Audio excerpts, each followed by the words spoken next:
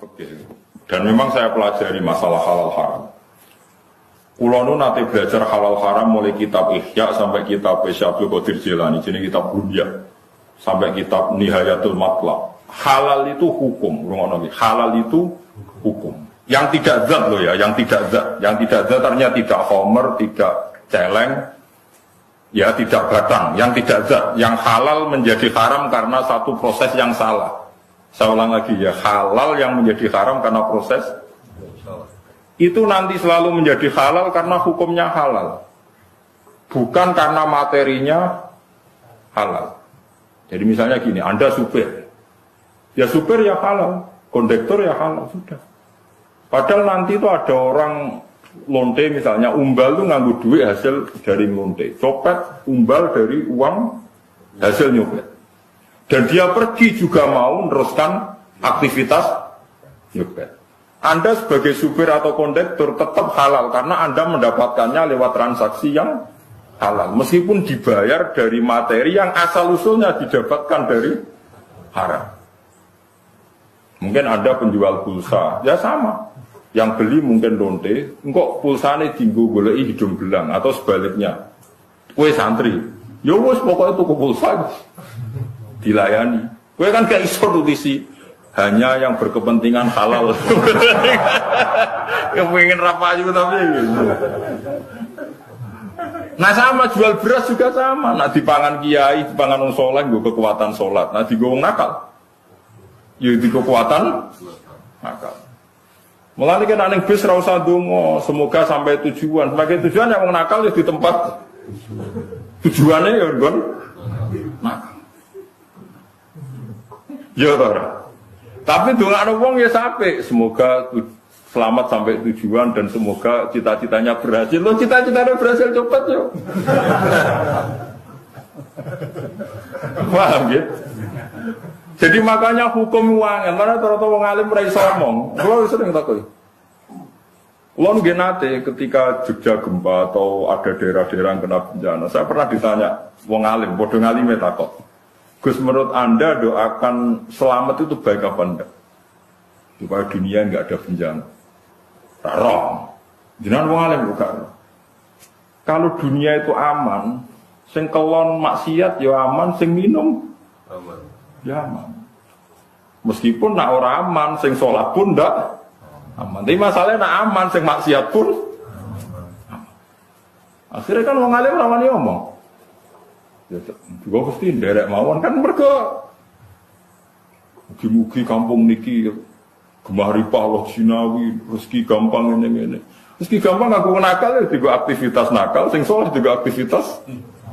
Mosok kabeh donga semoga rezeki gampang kangge tiyang-tiyang soleh sing mboten soleh. Kangelan kan yo sing muni amin dienggo ki pasti piye. Kan yo ora jelas. Makanya ketika Anda Abdul Qadir Imam Ghazali yang dikatakan halal itu Anda saat transaksi melakukan sesuatu yang halal. Di luar itu Anda sudah tidak dimintai tanggung jawab.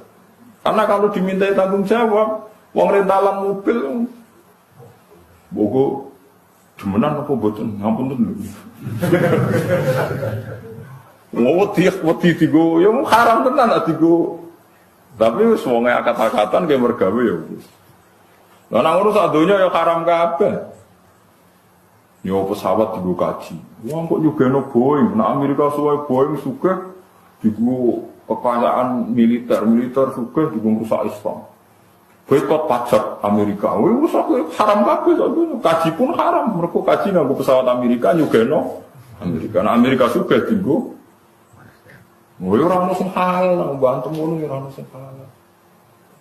Tidak usah berlebihan gitu. Kalau transaksi yang kamu hadapi halal, maka akan menjadi halal. Kalau tidak, ya tidak. Allah tidak menuntut di luar itu. Yang jauh-jauh di luar itu Allah tidak nopo, tidak nuntut.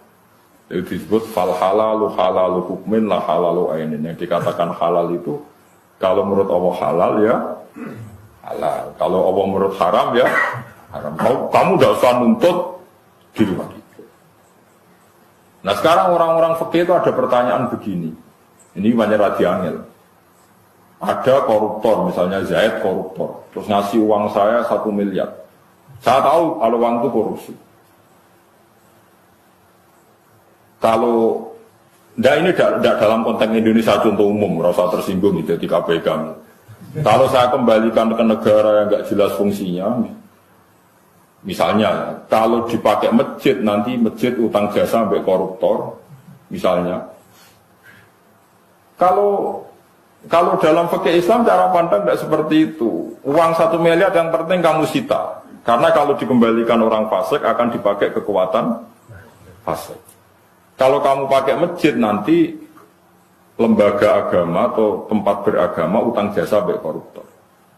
Gua ono kiai-kiai sing foto seguratan ta jembatan, wong fasik yang nganggung, soleh nganggung, penting masjid yo ora utang, yo ora tinggu sarana nopo?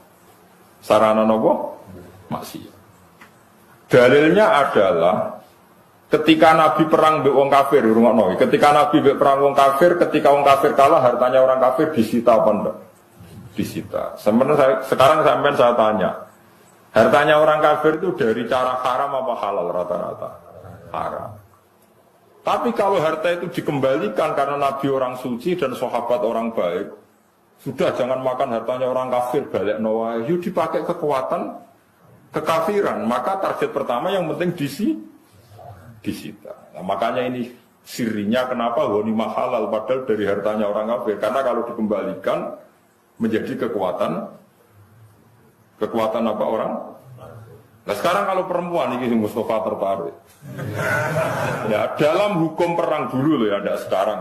Dulu perang itu kan yang Nabi mesti benarnya, orang kafir mesti salahnya. Kalau sekarang perang kan nggak jelas, pemimpinnya ora jelas bener. Paham ya? Misalnya ada orang kafir perang. Mulai dulu perangnya bawa perempuan karena sebagian aktivitasnya memang harus perempuan, mungkin yang ngatur obat, yang ngatur pernak-pernik. Itu kalau perang kafir kalah, perempuan ini jadi amat dulu.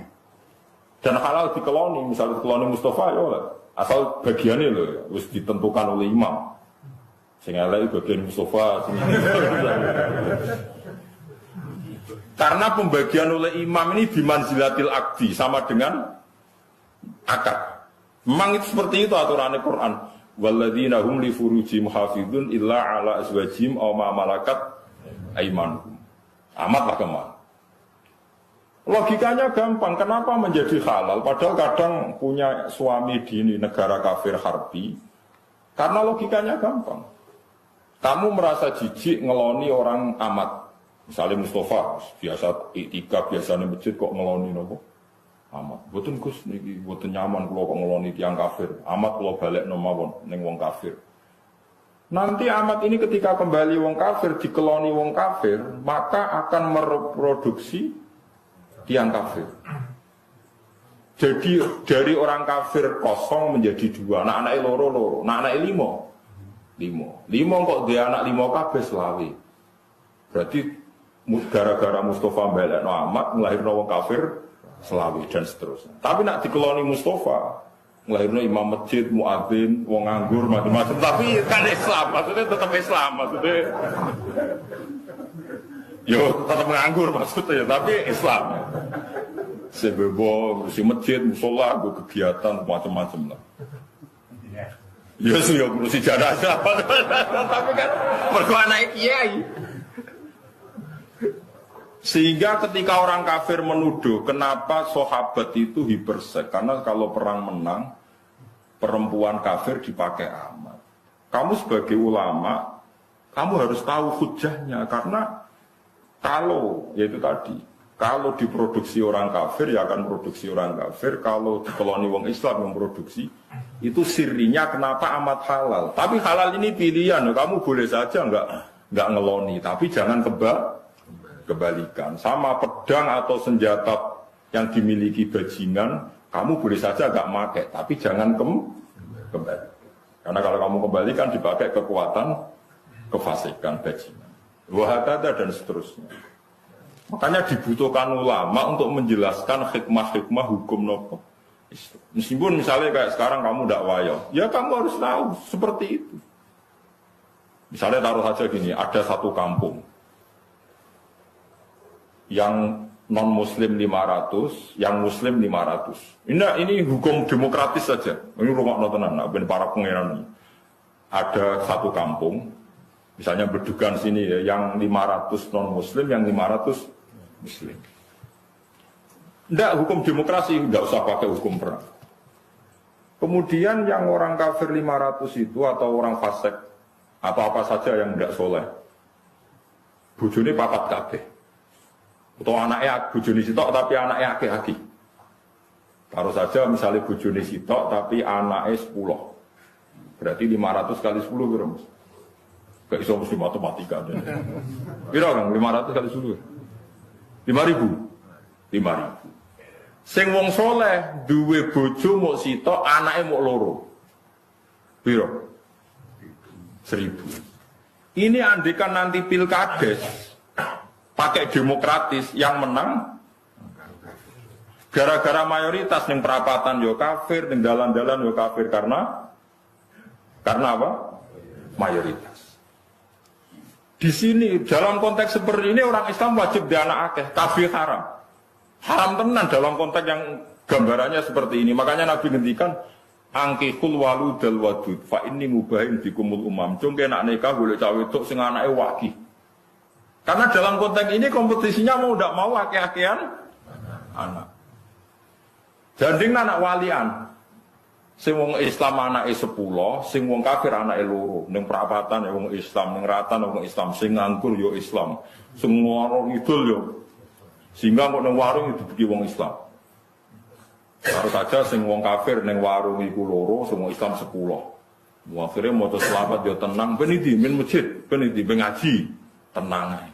Tapi nak walian, sing kafir 20, sing Islam loro, apa ning ndi? Kadose badhe mriko.